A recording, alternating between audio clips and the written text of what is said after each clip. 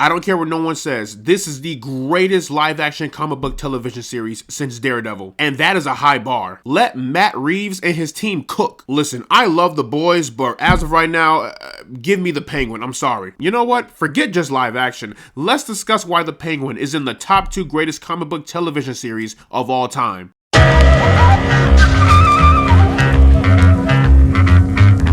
So The Penguin is a brand new miniseries that takes place in Matt Reeves' The Batman universe. The show is created by Lauren LaFranc and it stars Colin Farrell, Christine Milioti, Renzi Feliz, Deirdre O'Connor, and Clancy Brown. Following the events of The Batman, the series explores the rise to power of Oswald Cobblepot, aka The Penguin, in Gotham City's criminal underworld. For those who may not know, I absolutely loved Matt Reeves' The Batman, and Robert Pattinson is my all-time favorite Batman. If you had told 10-year-old me that the emo vampire guy from Twilight would be my all-time favorite Batman, I would have laughed at you and called you a loser, but here we are. And one character that I absolutely loved in that movie was Colin Farrell's portrayal of the Penguin. The first time I saw him, I was in disbelief that was Colin Farrell. Like, that is some incredible makeup, you gotta admit. And when I found out he was getting his own personal spin-off series, I was cautiously optimistic. Even though I really enjoyed the character, I wasn't confident that he could really hold down an entire series on his own. And after watching the entire series,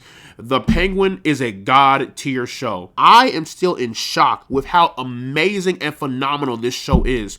Everything about it is just fantastic. I'm letting everyone know right now, you will not hear a lot of negatives. I'm going to be glazing the fuck out of this show. Let us start with the acting and the characters that they portray in this show, because they're all getting Emmys. Like, there's no way they don't. Colin Farrell as Oswald Cobblepot, aka the Penguin, is one of Colin Farrell's most top 5 greatest performances ever. When it comes to playing this grimy, snarky, wicked, backstabbing psychopath, Colin Farrell gives it 1000%, and it is amazing every single time. If Tony Soprano was raised in Gotham City, I think Oz Cobb will be the final outcome. Everything Oz does, he did it all for his mother. Even if it means hurting other people in the process, he doesn't care. Why? Because it benefits him the most. He is so desperate for her approval, for her validation, and he wants to do whatever it takes to please her, just to get that thumbs up, just to get that "I'm proud of you, son." What started off as a guy who just wanted his approval and validation from his mother and wanted to rise to the top and gain all that power, to this completely irredeemable monster. Like, look at this. This is the face of a psychopath. But Colin Farrell's performance is magnificent, and he is a true marvel. Like, this really is a generational performance from Colin Farrell. Like, this is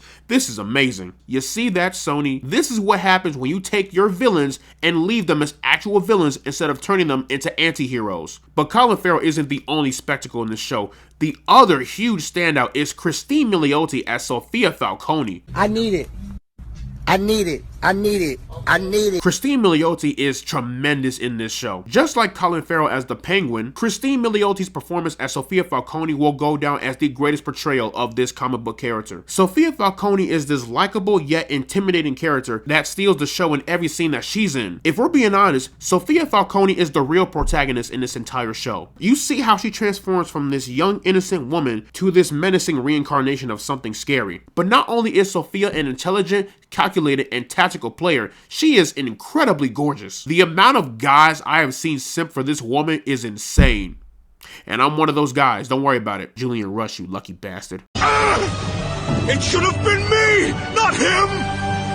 It's not fair! There is one thing I do find really interesting about Sophia, and I don't know if anyone else has pinpointed this. She does not use her beauty to get what she wants. She plays the game. The funny thing about it is that she is an incredibly attractive woman, and she could get what she wants just from using her beauty. But she uses her intelligence to get what she wants, and I think that is amazing. But overall, Christine Milioti was incredible, and just like Colin Farrell, she's coming for that Emmy. Like, there's no way she doesn't get it. And the supporting cast was fantastic. Deirdre O'Connor as Oz's mom, or Frances Cobb, was absolutely one of the best parts of the entire show as well. Her story is actually pretty tragic. You can tell that she absolutely despises Oz. Given the information that Frances Cobb knows what Oz Cobb did when he was younger, I think she tries to manipulate him until he gets to the point of exhaustion. I'm trying to word this without spoiling anything because the reveal is absolutely insane, y'all. Like, For real. And then you have Renzi Feliz, who is honestly the heart and soul in this entire show. Victor is a guy that wants to make it in this world and actually make a name for himself. And as the Penguin takes him in, you see how Victor just grows and grows as a person. And the amount of love,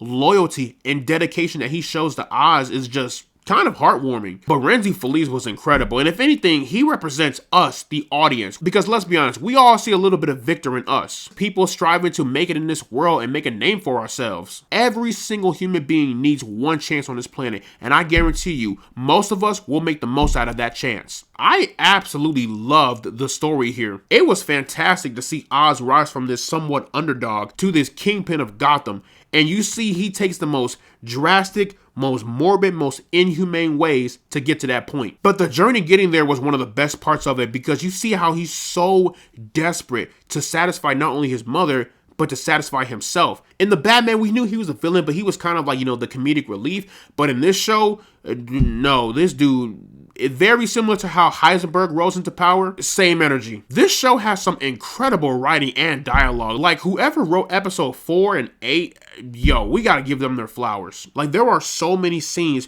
where we see something go down and we think it's going to go down the way we think, but it turns out it doesn't. But the thing about it, it is still just as intense. Everything from the writing of how Oz Cobb is such a vile piece of shit human being and that you should not sympathize with him, to the tragic origin backstory of Sophia Falcone. The writing is like on a whole new level. Whoever wrote the scenes between Oz and his mother, I know for a fact they were shedding tears while writing it. And the production in this show is just as good as the movie. And that's what I was kind of worried about going into this show. I was worried that there was going to be a clear production change, but honest to God, it looks the exact same. Like, it still feels like it takes place in this universe, because there is a huge difference between a movie budget and a TV budget. And the best part about this show, you could watch it as a standalone and it will still be just as good. And it serves as a great continuation of the Batman universe, because that finale really sets up a lot for part 2. Despite how much I absolutely love this show, I do have one problem.